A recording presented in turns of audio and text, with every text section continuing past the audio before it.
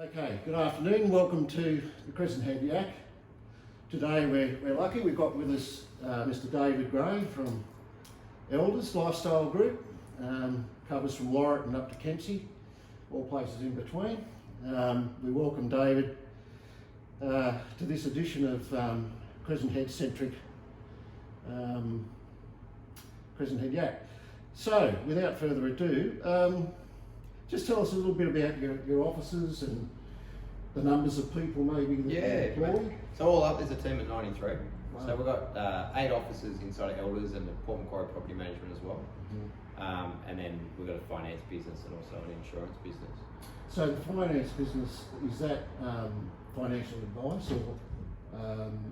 It's just property finance and asset finance, but we've got a wealth creation side where we help people that are looking to invest and give them some ideas. Yeah, that's pretty special. It's great. So, mate,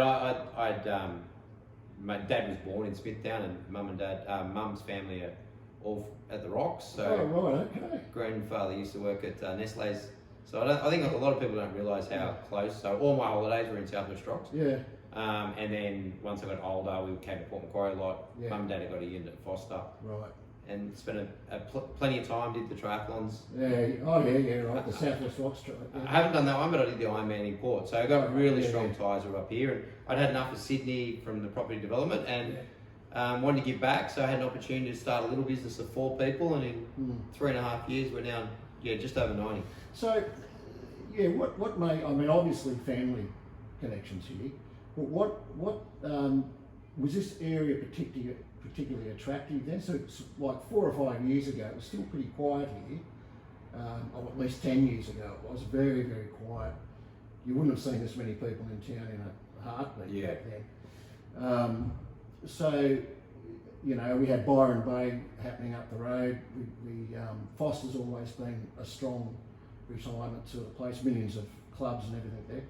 So did you sort of start to think, the old town's looking good? Yeah, I looked at Port Macquarie. I didn't look at any of the other surrounding areas. Yeah. So to me, Port Macquarie's got the hospital, the university, and the airport. Yeah. The road's only getting quicker from Sydney.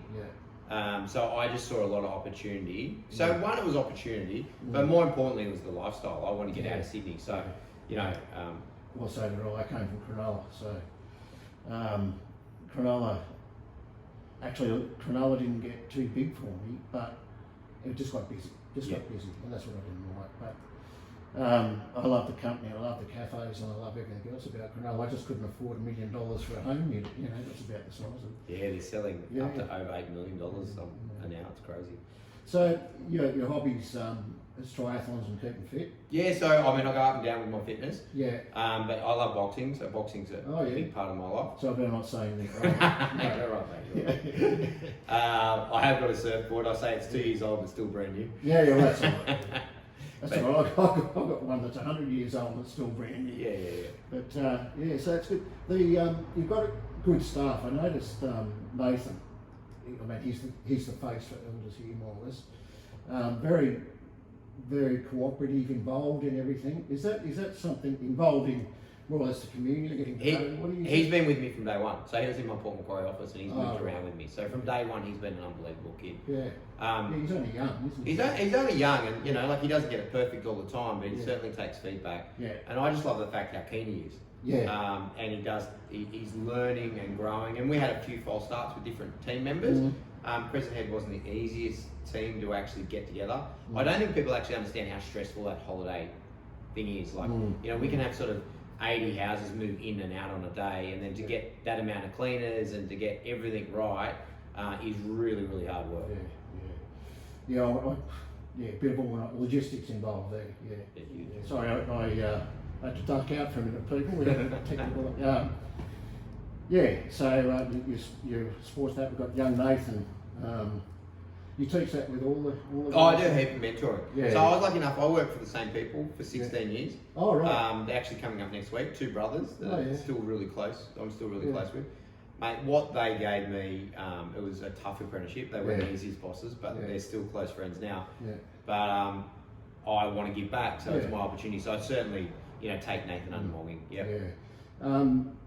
Because I actually, Elders Smith Goldsboro Mort, was a company that used to be sheep brokers. Yep. And I think this one out then. Used to be sheep brokers, but they are wool brokers, and that was how the Elders name first of all got started, apparently.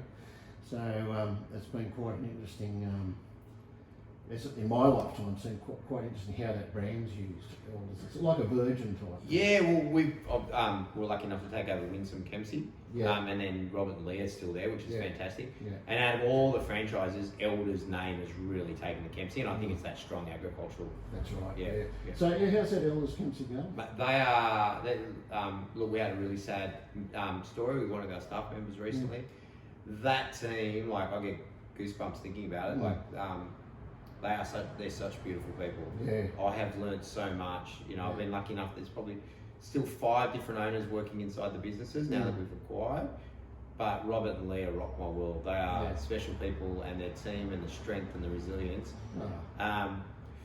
We had relatives in Kempsey, and there was always, fun between sort of the Greys in Sydney and the Greys in Kempsey, and a bit of a laugh. But I've learned so much from the Kempsey community, and proud to be a part of it. Yeah. They're pretty much salt of the earth, Oh, mate, they would do anything for you. Yeah. And their care and wonderful, wonderful people, mate. I can't speak any more highly. Yeah. It's good. And there's lots of history through Kempsey with family names and that there as well. Yeah. So getting back to Crescent Head, you've probably seen some change. For us, I'm not speaking on behalf of Crescent Head, but for me, the vibrancy that we brought to the town is amazing. Since you took over the Med, it's just been far more energy, and that evolves into other things happening for us at the moment. I call it the perfect storm, but we've got a remodelling of Crescent Head happening. Yeah. We've got tar and everything else happening that people either agree or don't agree with, but it's all becoming very vibrant and young, and that's, for me, that's what I like, because it has a future that way. Yeah. Well, do you see it that way? Do you see that it can be a permanent place they're given? Yeah, look, that's why I wanted to come on here, because I think a lot of people have had different opinions of what I think or what I see from Crescent Head. Crescent Head needs to be protected. So, like, the big political arguments, like the car park, I don't get involved with. The tarring, I don't get involved with. The reason why I don't get involved, I actually don't live here. I live in Port Macquarie. To me, that's a real local. Let them have that argument and let them decide those things. Even the dirt roads are still. I just drove it up from Port, and it makes it special. So I see advantages and disadvantages on both sides. But I think what I see for Crescent Head, and like we tried here at the Med, and we didn't work with our restaurant, and we struggled, is what we need to do, and I don't have this information, what I would like to see is more business owners work together, and even work with the right side as well, which is politely anti-development, but actually get together, because what we need is sustainable. What frustrates me about Crescent Head is we're only, I'm only 15 rooms here, and I'm not very full that often. So the caravan park and the camping, they come here and they really enjoy our beautiful resources. More than the real estate, more than the motel, more than anything. A lot of that money doesn't come back into the town. So I think what we need to do as a group is work out how we can, and there's a lot of unemployment here too, I'm not saying grow it and make it huge, or put no. But how can we make sure that money gets back into the town? Because a lot of people, and I know Kate at Green Room, and Matt at Pandanas, and I'm going there tonight and supporting. But like, mate, they do it tough in winter and things like that. So we need to work out how that money can come back into town. And I think we need 3 or 4 really good eateries, and I think that'll give us that flow through the winter period. And I'm a big push on our owners, and I know we can do better with, we've got a lot of feedback around our cleaning and things like that, which we're trying to work on. But I think I always say to some of our owners, just because you can get that rent doesn't mean it's right. And like, I've got the house across the road, which I'm looking to renovate soon. I think what we need to do is slowly improve the facilities that are here. Not get more, but actually improve what's here, so we have a better offering, so that the other businesses can survive through winter. And this period at the time, is too full on for the town. It is too much. Boom or bust a bit. It is, and the dirty C word, I call it COVID, and like, I've been up here the last few weekends, and it is too crowded. It doesn't cope with that amount of crowd. it's limited. It's got national parks around it, etc., etc. So it's not like it can sort of just spread out willy nilly. Well, I mean, we've got this new development that is in the wings that comes and goes. I don't know what's going to happen out there, but Matt at the bottle shop actually was saying he only needed something like 30 more permanent residency or 30 more customers, and on a regular basis, and he said that'll make his business just 30 more. So he, obviously, he's got some sort of. Well, we really struggled here, and our offering wasn't always perfect, but. There's quite a few nights where this motel doesn't have anyone in here. I don't think people actually understand how seasonal Crescent Head is. From a business point of view, this is probably one of the worst decisions I've made. But from giving, being able to renovate this, I've had so much fun with it, and I can't express how much I love the tiny house out here. It's cool. It's a ripper. Yeah, it's great. So I think that's the study, and I know there's one, but a more relevant one. Of actually I would love to see what's sustainable for Crescent Head, and to keep the kids here or the schools here or not, and actually have a study done, and get the green and the left together. Like, let's actually talk. I couldn't agree with you more. Rather the opportunity we have is that we've got people that have been used to council do everything. When I first came here, I'd never heard of council. When I lived in Cronulla, council was just in the background collecting bloody parking fines or something. But it was everything that went wrong was council, everything that went right was not an issue. Everything that went right, it wasn't council that did it right, they just weren't mentioned. Yeah. Everything that went wrong was council. I'm not saying that council did everything right or anything, but there was no private, even a Chamber of Commerce or something like that, there was none of that formalised attack on everything, and everything, because there's were a lot of retired people here. That's all starting to change around the demographics a bit, but the people pretty well settled. They got their money from the government. Council looked after everything else, so there was no fresh eyes on what could be done here, and anything that was a fresh eye was perceived as a threat because it was a change. But that's because the left, as you say, the ones that argue for and against, weren't getting together. It turned out to be a protest movement instead of. It has to be an educated debate. Is what it has to be, and it has to have the two parties. Because Crescent Head, it does need to get protected. So you do need that strong voice. But what we need to, but also at 7 o'clock at night, people can't get a feed. So that's closed at 7 o'clock. So that doesn't work either. No. So it's about having sustainable, and I think I still go back to the campers and the effect that they really pull a lot of resources out of the town, but don't give back. So we talk about Byron Bay. I mean, this place will never get. Byron Bay is right. The reason why Byron Bay is so crazy is it's an hour now from the Gold Coast. That's right. Right, we're halfway. So what I'm saying is, let's get a destination where people pop on in between their holidays on the way from Sydney. I don't want to turn this place into Byron Bay, but I want it to be known as the halfway spot. So that Byron Bay's got a cool vibe. And I like what Byron Bay represents for the good stuff. The yoga, the surfy culture. To get that type of clientele in here, I think would be cool. And I think we can support that, and that's why we just need to look at our offering.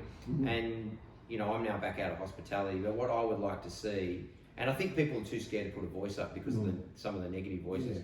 But if we could get together and go, okay, that restaurant's doing a funky thing on a Sunday, this place is doing it on a Saturday, let's do the markets every second week, let's get a car show. Like, what's our quietest month? Say July. Probably July. Well, actually, no. With the Feb probably. But let's get a car show here in Feb. Let's work as a community to make sure, because these businesses and they do struggle in different times, and they work hard, and we're lucky for them. What you're saying is, I mean, in another way, is that they shouldn't be competing against each other. They should be leveraging from each other. Why buy a Crescent Head t-shirt from every shop? When one can do it and somebody else do something else, that type of thing. And I think they're starting, I know Matt and Green Room and Blackfish, when they reopened, they all got together. So I think there is a bit of that community there. So I'm not saying it's not there, but I think from the greater sense, there's a bit of a fear. getting together and actually having a chamber of commerce because of the different voices that might come there. But if we could get a really productive meeting, and I've been really clear on social media, my phone number's out there. I'm happy to talk to anyone. And but let's be sustainable. Like having the car park with 300 cars here. That's not what I want to see for Crescent Head. No. Yeah. Well, I mean that's we've got to face, whether we like it or not, we've got to face that there's always going to be a lot of, when the surf's up anyway, there's always going to be a lot of great cars there. So if you provide, if you provide 500 car parks out there, you rip down half the caravan park and put, how long would it be before that was filled, and you have to put another five. So the answer isn't where the car park is or anything like that. The answer is how can, as a community, can we get, how can we work on that problem of cars here and knowing our limits? I mean, it's also not a car park that works for everybody. It's got 10,000 car parks, but you line up to go down the beach. So, we're all linked, right? So, if the shop owners don't make money, then they're not here, right? So we have to make sure that our shop owners, because if we don't have these cafes, we won't see the same here. Now, then if the holiday makers weren't here, the cafes won't be here either because they're not in spending the money. So we have to look not just from any point of view. We need to go, okay, what does the business community need? All right. The strong environmental voice. What do they need to do? Need to feel comfortable as well. And then we're also forgetting mum and dad with 2 kids and what life is like in Crescent Head for them. We've got to look at each of those groups. Everyone's going to have to no one's all going to get what they want. No. But start talking. Couldn't agree more. Start talking. And mate, we've got an opportunity. This town is, second to none, Well, I've been rabbiting on about, the code behind every, cloud's a silver lining. I've been rabbiting on about this COVID thing has taught people, a lot of people, they can actually work from home, Why you would want to live in Wentworthville when you could live here for half the price and work from home, especially online and stuff, obviously. That creates the mum and dad and the 2 kids and puts a bit of that sort of thing into the quilt, if you like. It's good to have a balance of young families with kids and, older people that are retired and, environmentalists, surfers, all that. And that's then they're looking, well, what would that person need? So that person's usually entrepreneurial. So then they need to know that they can go to a restaurant, they can go to a cafe, and they can get. So it's bringing all those things in together. That's exactly. And then they need to have the preschool. And they got lots of money. And so mate, that's above our pay grade. So that's why if we can get together as a group, and not attack each other, because everyone's got a place. That's right. So and there's not too many true locals. You know what I mean? No, everyone's got a story. I mean, if we all had a T-shirt, how many years here? And I say, I might be a local, but you're going to drag me out in the box. I'm not going anyway. Well, I'm certainly not a local, and well, I'm glad I'm not, because I had a great career and family and everything in Sydney. I couldn't have done that being here then. But by crikey, I'm going to enjoy it now till I die. So there's different reasons and different opportunities for different people. And that's the exciting thing about a neighbouring suburb like Port Macquarie is that children now could grow up in Crescent Head, and Port's getting to the size where they can go to university now, and they can actually now have a job. And I think that my cousins that grew up in the Rocks, they struggled as a family unit because they all had to move and do different things. Probably the same. And I think seeing that in Port and knowing that you can live in Smithtown or Kempsey and mate, like Fredericton and Gladstone. I mean, how cute are those suburbs? To have them. I love Gladstone. Only 10 minutes from the beach. That's my little tip for property investment. Actually, Gladstone. I think when you 10 minutes to South West Rocks, 10 minutes to bloody here, and then 10 minutes into Kempsey. And if you look what's happening, I spent a lot of time up in Byron. If you look what's happening there, those outer areas are becoming more and more popular. Mullumbimby and all that. Well, I'm hoping the world does go back to those little village type things. We've got too big with shopping malls and all that sort of stuff, and we sort of lost our identity a bit. But just on that, I lost the thought there. On that business do with Gladstone. University. You are aware that Kempsey's getting Country University. I just saw that. That's incredible. Yeah, it's absolutely incredible. Yeah, but these kids that go into primary school today could go into Kempsey, and hopefully then we have enough critical mass of people doing that sort of thing. We have a bus service in and out. That's the other thing a lot of this can create is better transportation around the valley. Yeah, there was an episode on ABC last night talking about. Yeah, I believe it. And it was cute to watch. Yeah.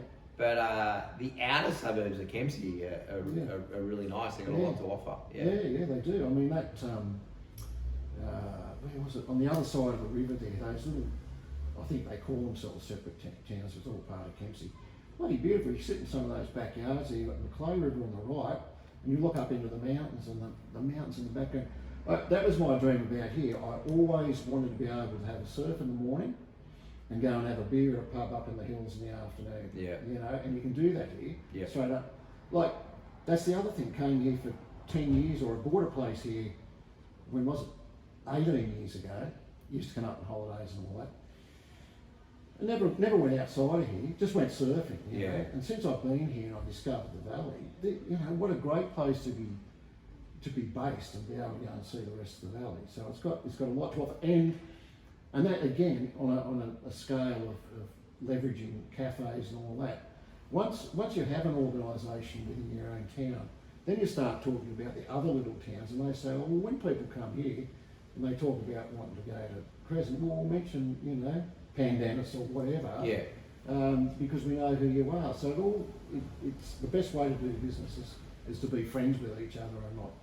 No, it has to be like that. Yeah. That totally. And I think that relationship between even Port and Crescent, can work better as well. Yeah, I mean, I think that's one of the big hopes.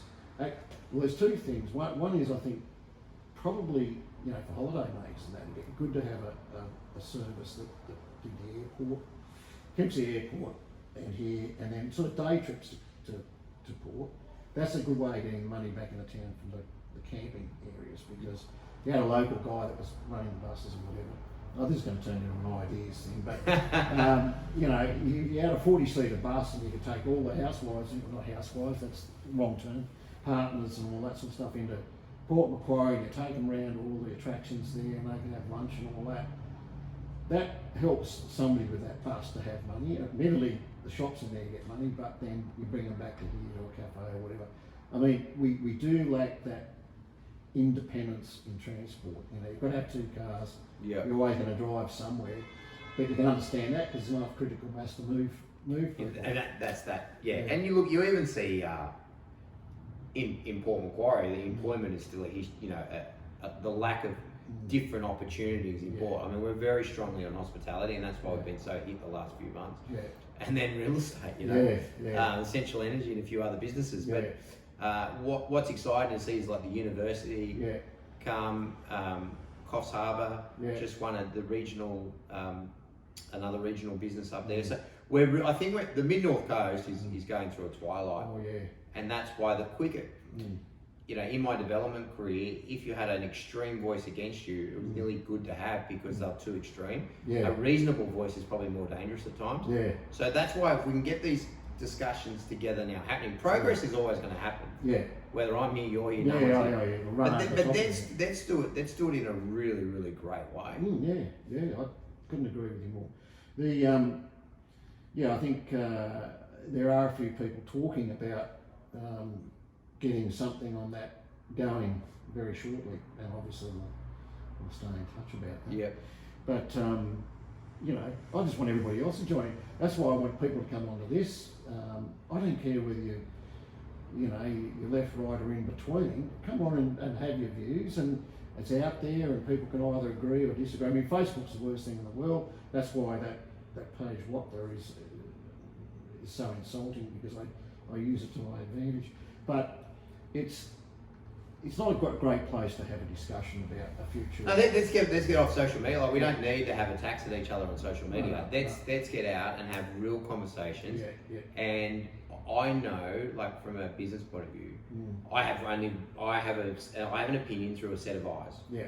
All right. Yeah. And I look back in 2 or 3 years and go, wow, you're an idiot back then, weren't you, Dave? Like, So I love being challenged because sometimes, like even when like I was developing and I'd be like, oh, and then a neighbour would say, oh, but mate, do you realise that now your living room's looking right through my bedroom? And you go, okay, well, how about if I just move that window up there? And they go, oh, that's fine. So it's about those type of conversations. It's not about yes or no. It's about how can we make it work, and how can we make, you know what? It's always middle ground. We want to, you know, Crescent Head is a very, very special place. It's not, you know, Port is a sizable place and it's got cosmopolitan. This is special, and and that's the funny thing is you know, even from a real estate, the more we can protect it, the more value it's going to be. So the last thing I would want to do is ever bastardize it. Like protect it.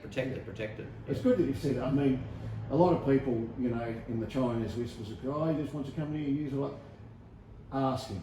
Give David a ring. If you've got any fears, give David a ring, and he'll, you know, he can talk about what he does and how he does it and how he include you or whatever. We don't need, you know, that sort of fear is that's why I sort of started listening to ways that I got sick and tired of the silly stuff.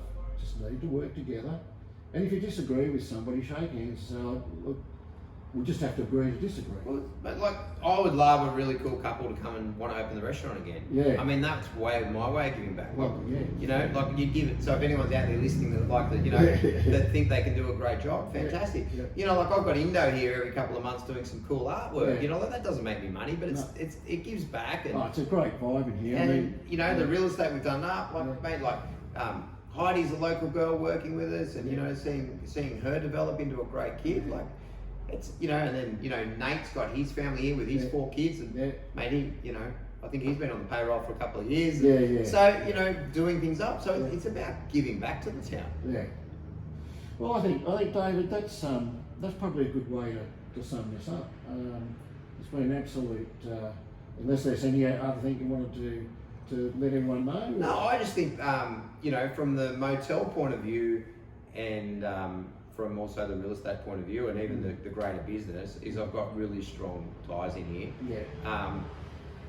You know, I'm definitely not perfect, but and I do have an opinion, but I do listen. So I've had so many different rumour mills and things like that, and it was great to be on here today. I just want people to know that the way I'm talking to you, you know, this is whether the camera's on or not. It's the way we talk. And please, if there's something you think we can do better. Voice it out because, mate, you know, directly. Just give me a call. Everyone's got. I put my number all through everything, and I'm very contactable. My EA would get in contact with anyone straight away. And you know, I love the town. You know, you know.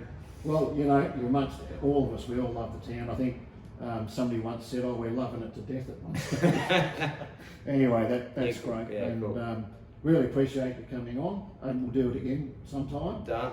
And I look forward to a really good community group. Let's get it going. And have both voices there. Let's be respectful for each other. Let's not make it personal. Let's make a difference. I think that's the way to go. Done. I think we might end it on that note. Cheers. So thank you.